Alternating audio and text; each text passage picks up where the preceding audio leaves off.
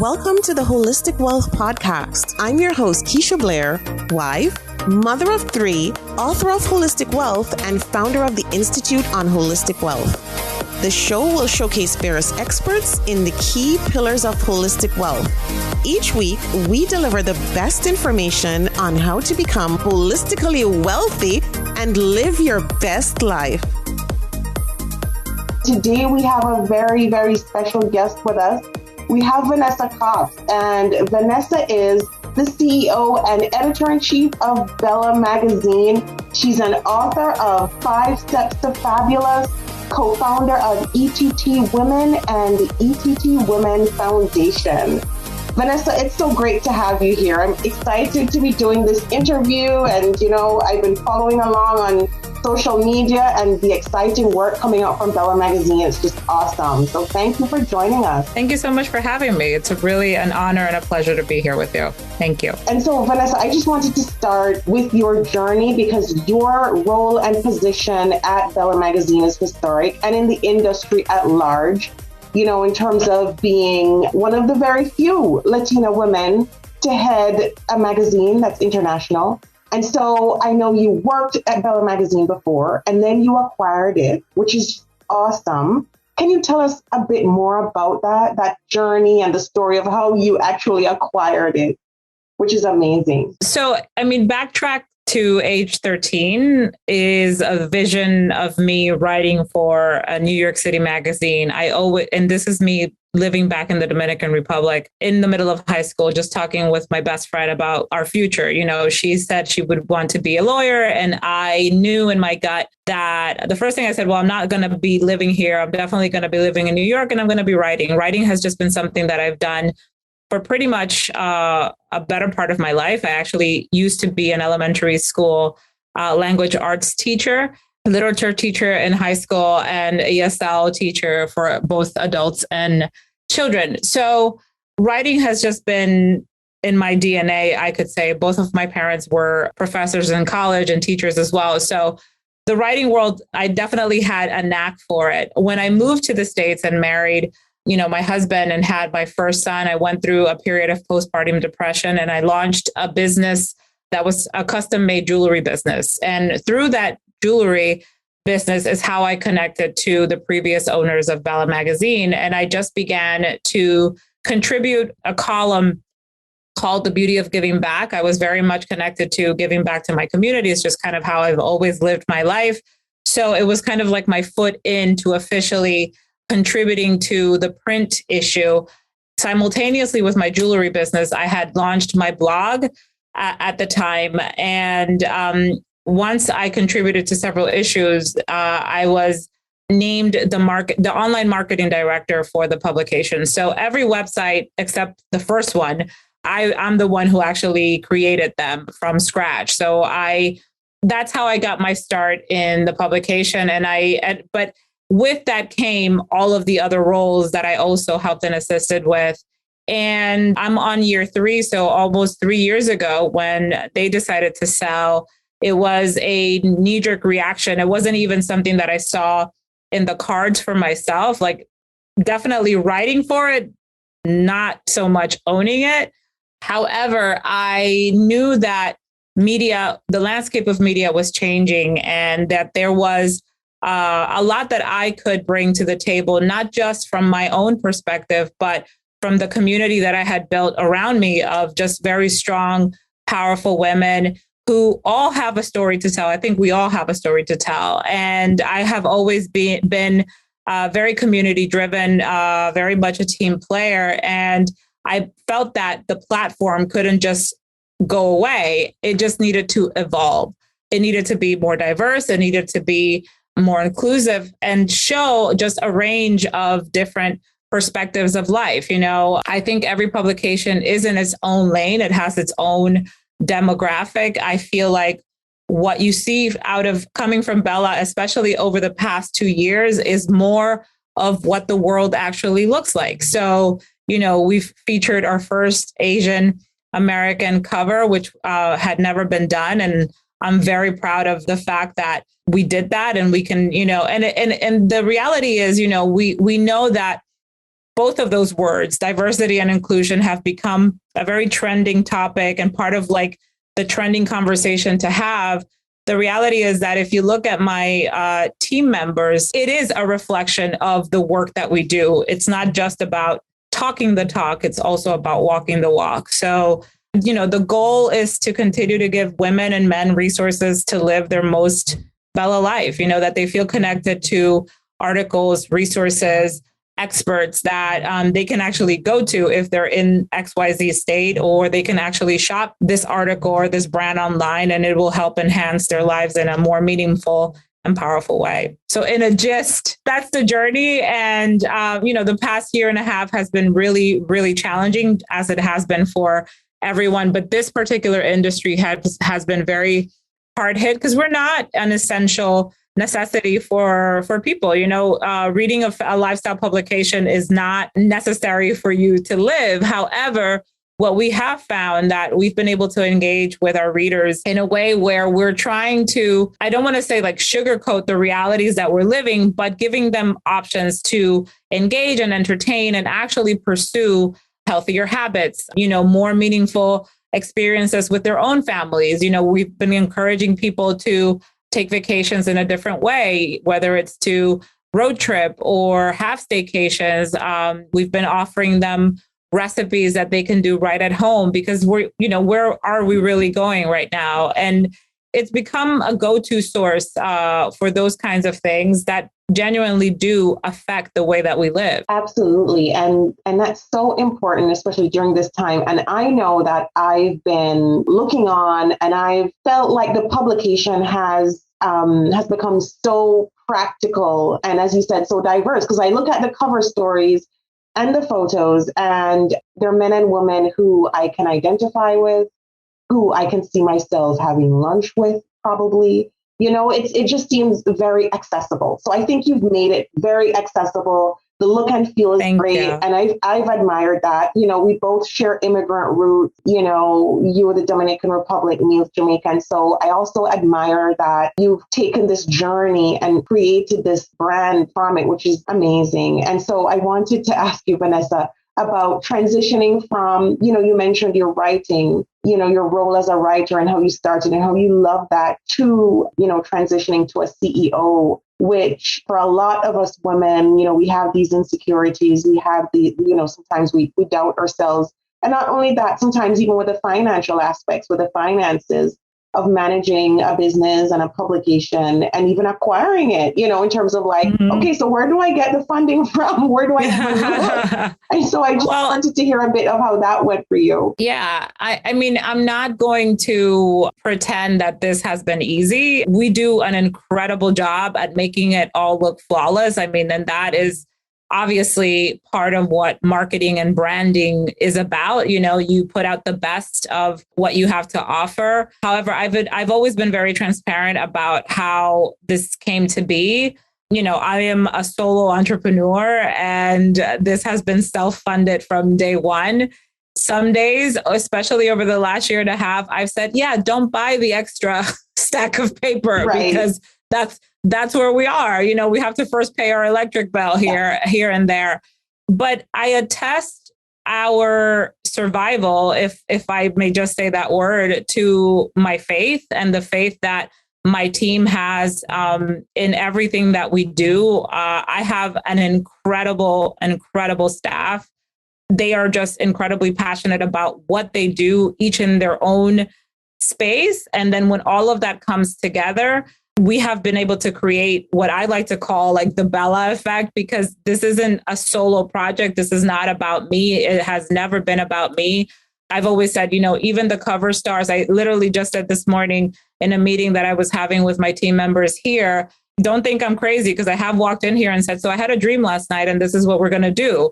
So I flow from that space. I allow my higher power to guide everything that I do. And I have no shame in claiming that, because this has literally been my saving grace. And, financially, things have been difficult. I have to say, I have an incredibly supportive spouse that when I've had to dip into personal funds.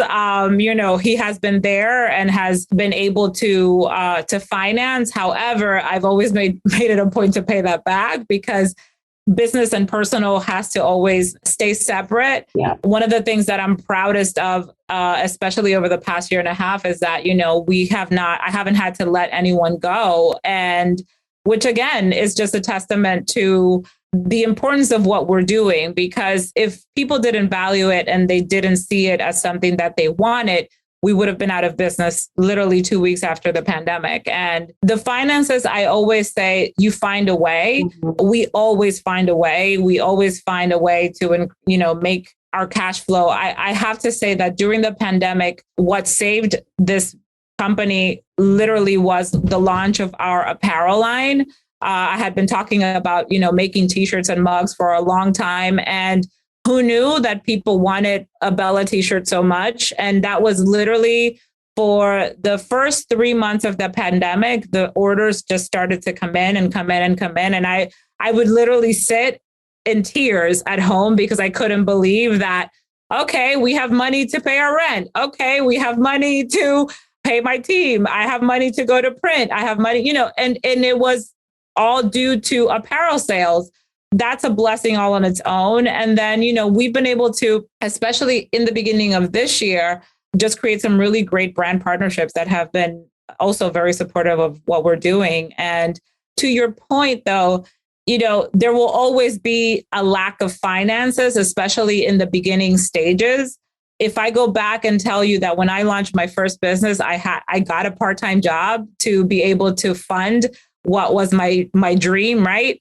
And again, no shame in that either. I have a friend who was, it's called a job. You get a job, you do what you have to. Yes. But the reality is if you believe in your calling, if you believe in your mission and what it is that is your passion, you are going to always find a way. Because for me personally, there is no other alternative. Mm-hmm. This is it for me. This is what I have worked and dreamed about and prayed for and wanted my entire life. And now that it's happening, there is no alternative but to make it work. And that attitude really does trickle through my entire team. So they work from that same space. Like we are not going down without a fight. And that's ultimately, what it is about. Because here's the thing, if it was easy, everybody would be doing it. And I know that, as entrepreneurs, we hear that a lot, there are statistics that even say, especially women-owned businesses, between the second year in business, they just shut down and they fail because they give up. Yeah. And ultimately, I'm not here to paint you a beautiful story of what entrepreneurship looks like, because it's not. It is messy. It is gut wrenching. However, it is incredibly fulfilling. Because just like I said to someone yesterday, I said, I value the freedom that entrepreneurship gives me because I'm able to go home later and be home with my children. And I know that not a lot of people can say that. So you have to, it looks like work and it works and it wears overalls. So you have to be willing to put it in so that you can reap the benefits. And the benefits are that I get to be home when I have to be, when I need to be. When my children call on me, I'll say, okay, girls, I'm out. Got to go home for XYZ. And that's really ultimate, but it's taken a lot of work and it's still a lot of work. I'm here in my office every day, chugging along.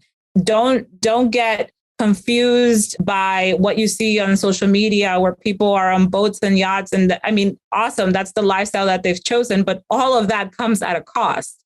It isn't just given to you. And, it's really been a lot of work. A lot of work. Yes, absolutely. And it's so true. And, I don't have anywhere near your experience when it comes on to that aspect, but just from even publishing a book and from that aspect, like it's a ton of work. So I can't even imagine, what running a publication is like. And so, Vanessa, I'm wondering for, women listening in, what advice you would have for them in terms of, because, you mentioned starting up.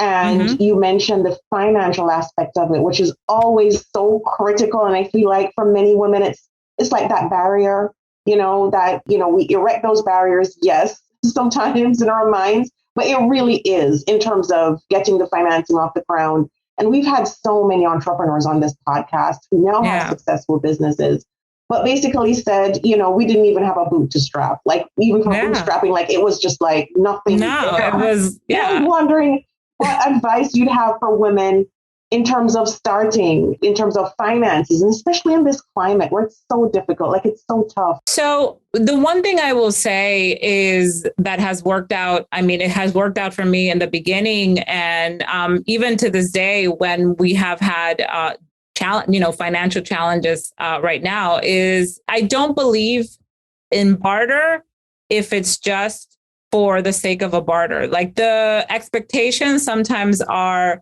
very short-listed, and there comes a time when if you're bartering and you don't give in value what is in turn given to you, then there is resentment, and then that creates animosity between that relationship, and that it's not something that. So what I like to do is exceed expectations so that there is never left, of course, within reason and within what you're able to do. But that's how I started. I remember setting up, even when I had my jewelry business, I was setting up at a doctor's office, and they were allowing me to come in on a weekly, and I was making like $2,000 almost every week. It was a very high-end dermatology office. They would allow me to come in between 9 o'clock and 3, and I would just set up shop. And all of these women, as they were waiting for the doctor, the doctor would allow me to sell in her space. And in exchange, I would give her whatever piece of jewelry she wanted, because I didn't have the money, because I was still funding as much money as I was still making. I was still funding my business, buying materials, building my website, doing all of these other things, paying the babysitter, right? Because at the same time, those are all part of your expenses. But I would let her, so she didn't feel like, and I would tell her, I said, for being here, I don't know, a vendor cost would be $500. It's just but what I have given you in jewelry is actually $1,500. So, and I would just do that on a monthly basis. I would do that exchange. And when things ended and we parted ways, there was no ill feelings or ill regards, because we both felt that we got what we needed and wanted out of that relationship. So if it's to build a website, to even finances, look for ways that you can collaborate with that other service provider. And honestly, buckle up and I've used credit cards. I've used, I've borrowed money from family and friends and given it right back. I've used my own personal savings that I had, like my own little personal stash for that big rainy day. I've seen that all be depleted. But thankfully, you organize yourself. Because again, for me, there is no other alternative than what I'm doing. It had to make money. It had to be financially viable so that I could also pay myself back. Because that's another thing that entrepreneurs don't do. They don't pay themselves first, and they don't ever pay themselves back when they do, dip into personal funds or whatever. And that's a huge mistake. You should definitely get in line with that, get organized. There's a lot of, I can't even say right now, yes, there's a lot of small business loans, but depending on the amount of time that you've been in business for yourself, small business owners, especially women, have a very hard time finding funding. But you can really connect with somebody who's in your industry. There's a lot of angel investors. You can find them on LinkedIn. There's a ton of groups on Facebook that also you can find support. I know of people who have gotten grants. I know of people who have just found someone that they've connected with, over a period of time, and say, this person believed in me so much that they wrote me a check, and then you go into a contract that's called an angel investor, and no strings attached sometimes, but sometimes the turnaround is, some sort of interest, and that's fair. If I'm giving you X amount of money, then I'll pay it back with, X amount of interest. But yeah, you just have to get creative in the ways that you find your funding, because it is possible. That's all I can tell you. It is possible. I started my business with a very small inheritance that my father had left me, and look at where we are now. Yeah, that's amazing. And so, sometimes the risk is definitely worth it. Yeah. Sure. And so, Vanessa, you touched on a topic of motherhood and postpartum depression earlier in the podcast. And I just wanted to, ask you about that and how you've been building your business and also, being a mother. And with COVID-19, so many people are going through depression, loneliness, anxiety. And with the things happening in the world now, with Afghanistan, like there's so much happening in the world. Yeah. There's natural disasters, there's racial tension, there's our health with this pandemic. Any advice, any tips on how you cope? Like I remember, and I talked about this in my book, Holistic Wealth too, after my husband died, I had given birth 8 weeks prior. And It was just unbelievable as a mother, what I had to cope with then, and I talk about that a lot. So I know for mothers, it's been hard, this pandemic. And I think 4 million women have left the workforce because they're dealing with motherhood, trying to juggle jobs and handle everything, which is difficult. So I just wanted to hear your journey, how you overcame that, and, tips and advice, any words of wisdom there. Thank you for allowing me a moment to speak about this, because it's very important. It's actually part of my own personal brand and journey. I talk about it as often as I possibly can, because I'm here to show people that you can overcome it and you can manage it and you can continue to live a happy life, regardless of whatever mental health aspect you may be, plowing through. I've struggled with depression from the age of 13. So it wasn't anything new to me after I had, and what I always make a point to clarify is, unfortunately for some women, they take it out on the children. For me, it was about my own self-preservation and thinking that if I was good enough to keep this baby alive, I would wake up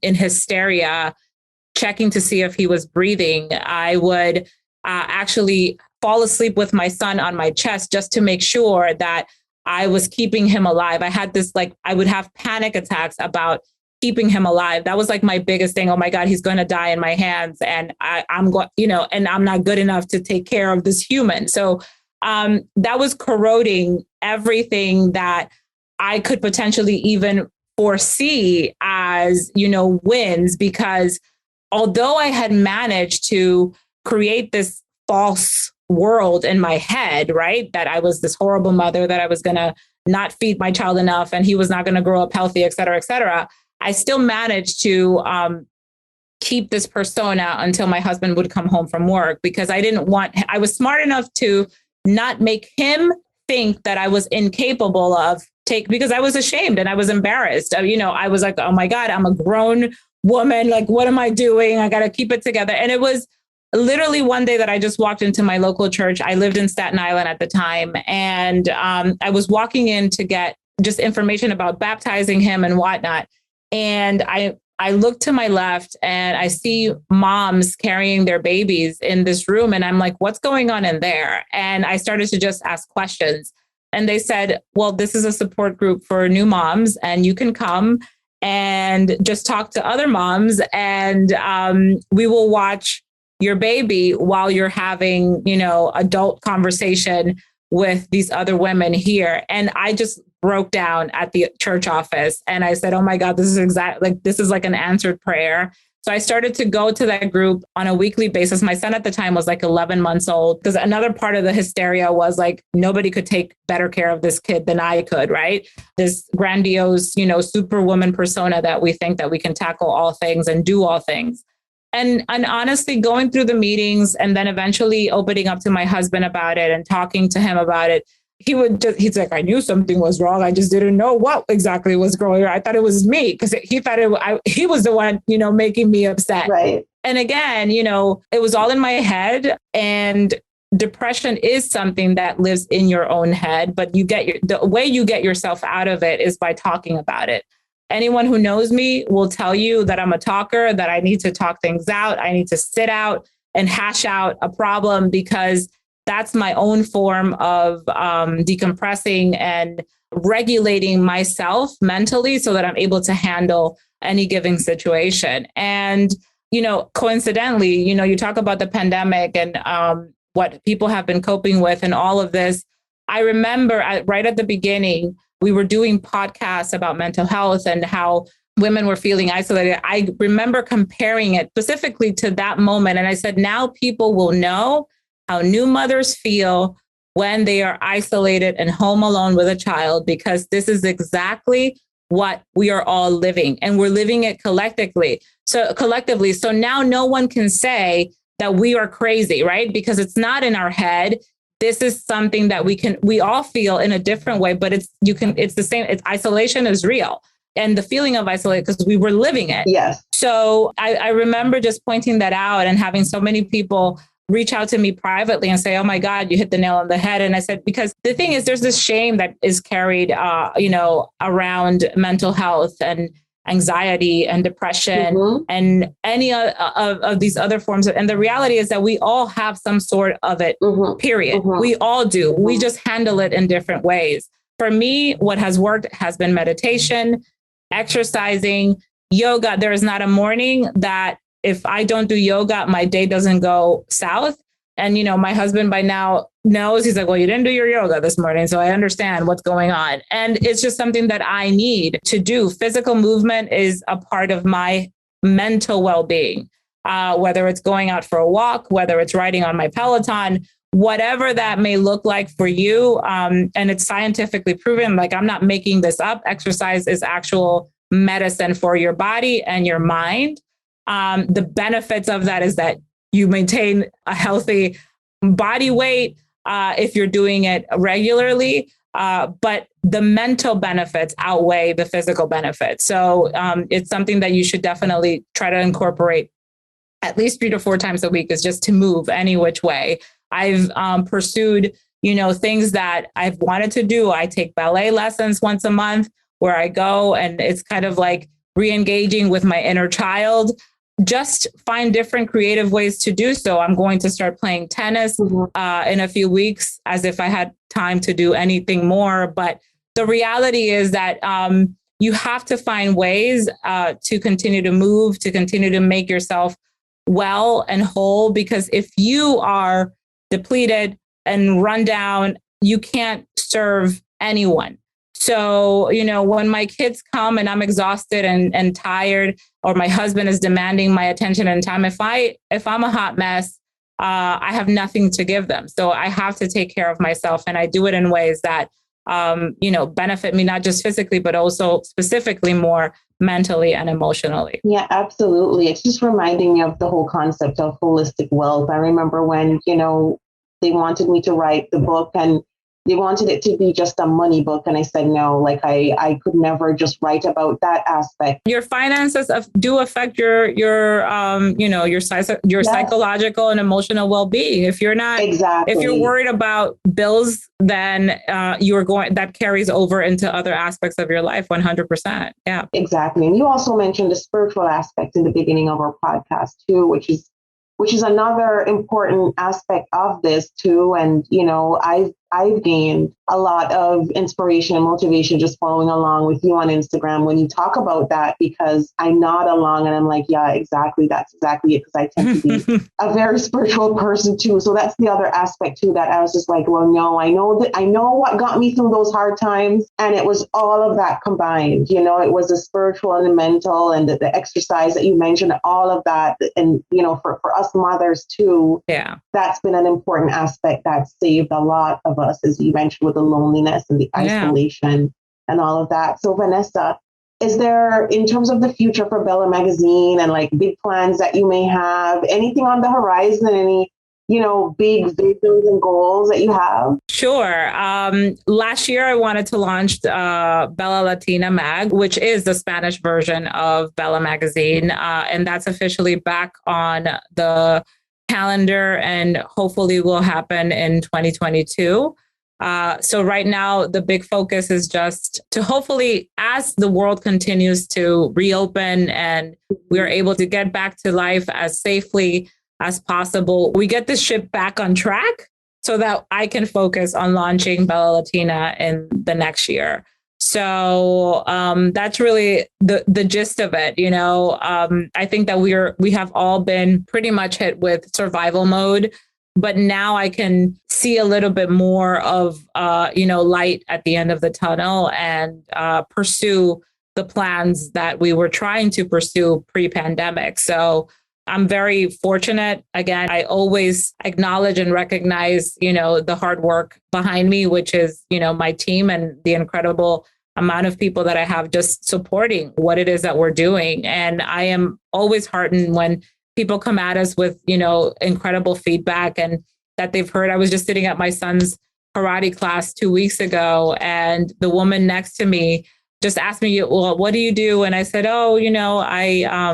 I don't like to say that. I think that was me trying to not be boastful, because I feel like sometimes that sounds come off the wrong way, especially when I'm talking to like a stay-at-home mom. It feels kind of a little bit, but I just said, I just read for a magazine, Bella magazine. And she was like, oh my God, I love that magazine. And then when she said it, well, I'm like, okay, I actually own it. So, and then she's like, oh my God, I follow you on Instagram and I do this. And it was just really fabulous to just sit there and listen to the feedback of, someone who does follow us and has engaged with us via social media. So when you get to put names to faces and then again, feel connected to a brand that is doing exactly what it's supposed to do, right? Making people feel connected to it. Is you're humanizing your company. That felt really good. And, we even made like lunch plans just to talk a little bit more about how we can work together, because she has a really cool sense of style. And I said to her, oh my God, we have to just, connect and find a way to collaborate. Maybe it's like a street style version of what it is that you do. But that felt really good. And sometimes because I'm so invested in all of this, I forget to look up and smell the smaller roses, because that is what keeps us in business. And I'm super grateful and beyond proud of what we've created thus far. Yeah, absolutely. And that's such a lovely story too, with that stay-at-home mom. So that's great. And so Vanessa, can you tell our audience where to find you on social media? Because again, you are inspiring, and your social media accounts, are inspiring on a day-to-day basis. So I'd love for listeners to be able to follow along. Thank you. And I will, I will say I am very direct. I have no shame in putting thought-provoking content out there, because I feel like that is something that I personally am supposed to be doing. Through Bella, obviously, we're a little bit more kosher and more Switzerland, in the sense that, we cater to everyone. On my personal page, if you don't mind me dropping the F-bomb here and there, you can find me at Vanessa Coppes. And that's the same across all social channels. And obviously through Bella, bellamag.co. That's the same handle also as our website. So, and all of our social handles as well. But, again, sometimes we need to hear some hard truths. And I know that I particularly appreciate it when I have friends who call me out on my own BS, and they'll private message me and I say, I saw you shared this, but XYZ. And I'm like, you know what? Lesson learned. And I'll go back and I'll address it. Because ultimately, I think that, if we lived truly a life of service, that's what that looks like. We're here to enhance each other's lives and make each other's lives easier. We're not here to give people a hard time. And I genuinely don't think that people set out with that intention. I try to be as little ego driven as possible. It trickles this ugly head up there sometimes, but I start off, my first starting point is, what God used me. How can this be of service? How can this enhance someone's lives? How can this make something better? But then, and let everybody make their own conclusions based on that. But I appreciate the time that you've given me to share a little bit more about what it is that I do.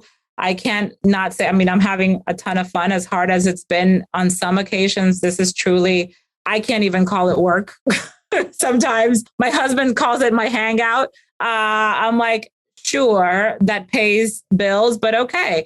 But I would hope that everyone can find that for themselves. It's a professional, a career, whether it's a career or your own business, that you feel so impassioned about that it literally is fun. And it doesn't feel like you have to make any effort to go to it every day, because that's what this has become for me. Awesome. And I think for so many people listening in, that's exactly what they want for themselves and their lives. And I love the line that you used about, God work through me and, help me to inspire others and to help lift up humanity. Because that's kind of, our goal here on the podcast too. So I think those are amazing words to end on. And, thank you so much for sharing your time with us, Vanessa. Thank you. I really appreciate it. Yeah, absolutely. And I wanted this for some time too. And when I saw that picture you posted on Instagram with, I think it's your niece, and you mentioned that, she's inspiring the thoughts in you of a future,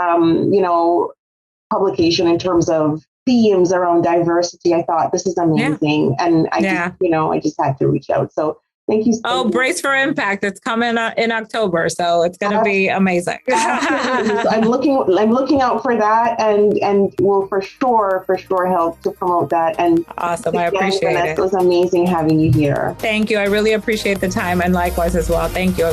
Thank you for joining us this week on Holistic Wealth with Keisha Blair. Make sure to visit our website, KeishaBlair.com, where you can subscribe to the show on iTunes, Spotify, or via RSS, so you will never miss a show.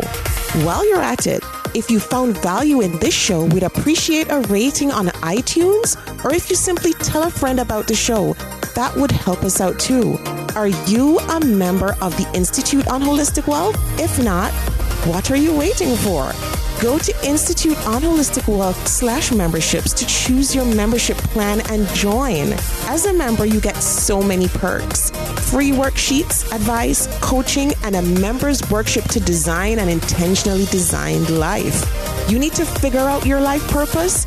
Take the Build Your Life Purpose Portfolio online self-paced course. You're struggling with all your money decisions? Take the free financial identities quiz and then take the course. You recently had a breakup, job loss, or experienced the death of a loved one? Take the Holistic Healing course. You need an overall plan to achieve holistic wealth? We will help you figure out your holistic wealth blueprint. And of course, if you want to start making money by helping others achieve holistic wealth, become a certified holistic wealth consultant. Regardless of what career you've got, the Institute will show you how to increase your income and walk in your purpose. The sooner you join, the sooner you start to achieve a more holistically wealthy lifestyle. And you're going to want to stay for a very long time. So go to Institute on Holistic Wealth /memberships to join. If you haven't read the book yet, pick up a copy of the award-winning, best-selling Holistic Wealth 32 Life Lessons to help you find purpose, prosperity, and happiness.